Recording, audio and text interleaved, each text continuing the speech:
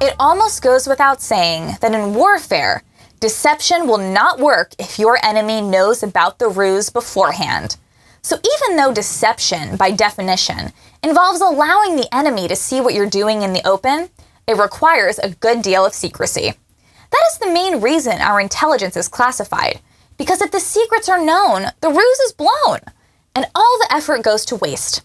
We use deception in combat because it is how you get your enemy to harm himself, and thereby do your work for you. One very good historical example are Operations Bodyguard and Fortitude in the UK. These operations used every method available, including double agents and fake military vehicles built out of canvas, to convince World War II Germans that the Allied army was going to invade Europe from the Straits of Dover and not at Normandy, and was actually planned in Operation D-Day. As a result, the Germans kept military assets in place to repel a second non-existent invasion fleet, even after the Normandy invasion. The deception operations of Bodyguard and Fortitude were resounding successes. So deception can be a powerful tool. And if you think about it, even in everyday life, an act of deception or betrayal is a form of aggression. When you find out you've been deceived, you instinctively lose trust and want to distance yourself from your deceiver. Such reactions are just good survival instincts. And in case you haven't noticed, a lot of deception has been uncovered recently. Just watch the movie 2,000 Mules, made by a great guy. Russia collusion was a hoax. You also cannot mount an insurrection by walking into a building and leaving. The list goes on. All of these lies were propagated for years by coordinated media deception campaigns, a fact which supports the idea that the mainstream media is acting in an adversarial manner against we Americans. The media as the enemy of the people? It's almost as if we've heard that somewhere before. This deception is not limited merely to what the reporters say, but also in how they package it. A recent Twitter thread revealed the many journalists who go to great lengths to hide their family's wealth. One example was Carlos Maza, who it turns out is just another in a long line of rich people jockeying for oligarch status in a communist version of America he is helping to create. Another interesting example is Taylor Lorenz, who comes from tech sector wealth. Her uncle even owns the largest and most popular, but not only, tool for archiving the internet, the Wayback Machine. Taylor's whole shtick is to dox those who challenge the orthodoxy of her fellow elite, corporate institutional oligarchs. And thanks to her uncle's support, she is able to keep her own personal details and deleted tweets from popular scrutiny.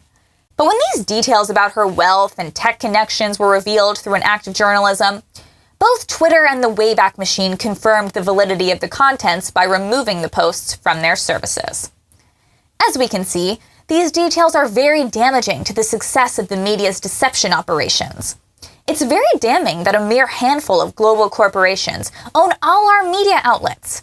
It's even worse that those same corporations hire their own children to ruthlessly advance their cause of consolidating power and wealth at the expense of our well-being and freedom. And we haven't even begun to probe the many political relationships between deep state establishmentarians and the media. For the left, all this nepotism needs to be kept secret. They wouldn't want it out in the open.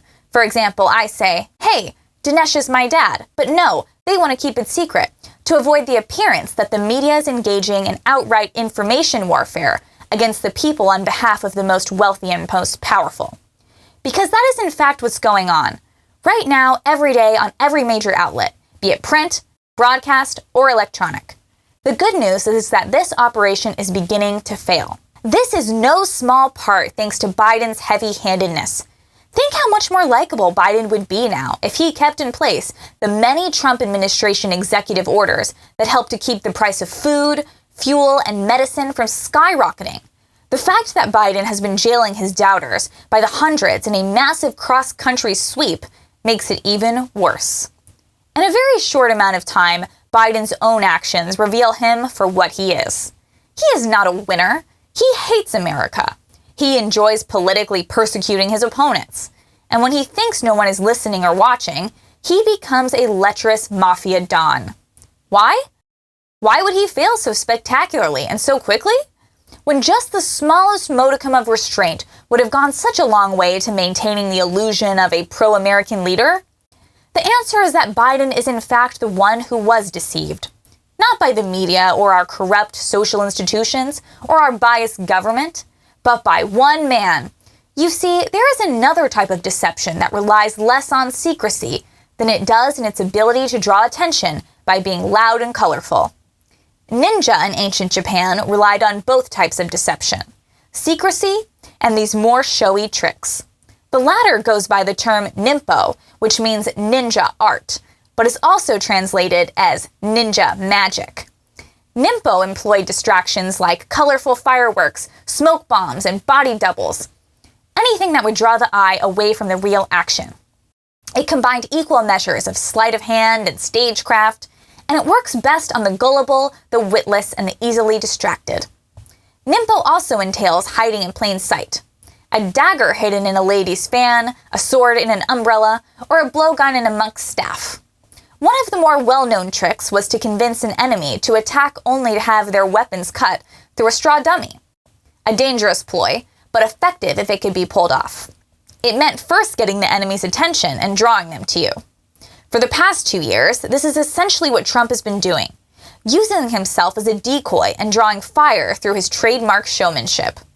All the while, he remains 5 steps ahead, racing to the next prepared illusion while the deep state shakes the straw from their sword blades. They can't help but be duped. When they see Trump, their eyes go there. When they think of a headline that they think will draw eyeballs, they write it out. They just can't help themselves from making everything about Trump. From the media to the government even, their sights are set on Trump. This allows us to focus on the next step ahead, since like tiny animals, the other side is unable to see anything else. And keep in mind, these people that are after Trump aren't so smart. Not a single one of them can say they are in a position of influence because they demonstrated any degree of skill or intelligence. It's just a big group of bureaucrats, angry at the world, who are finding themselves increasingly isolated and despised. Like most crime organizations, it's not run as a meritocracy. It's a mob family. Once you're in the mob, as they say, it's hard to get out. You get used to the government fluff, and all the inbreeding is taking its toll. Logic is forsaken for pure rage. Like a bull entranced by a red cape, they can only attack, but in a very stupid way. With every SWAT team raid on a Christian pro-life family, every mandate exemption denied, every multi-year jail sentence for posting on social media or attending a protest, every red speech demonizing the majority of the country, every act of sabotaging our supply lines in the name of green energy, every botched military operation or diplomatic entreaty, every extension of a 3-year-old emergency, every cover-up scandal involving Chinese spies and money, they only undercut what little is left of their own legitimacy and authority. It may pay off for them in the short term, while they can get away with it, but this is devastating for them in the long run. This sounds less like their desired outcome, and more like something Trump would want them to do to themselves. They are the villains we always knew they were. Every speech made by Trump in the last campaign cycle that may have seemed hyperbolic, we see now, actually didn't go far enough. The left is up to no good, and is far worse than we thought.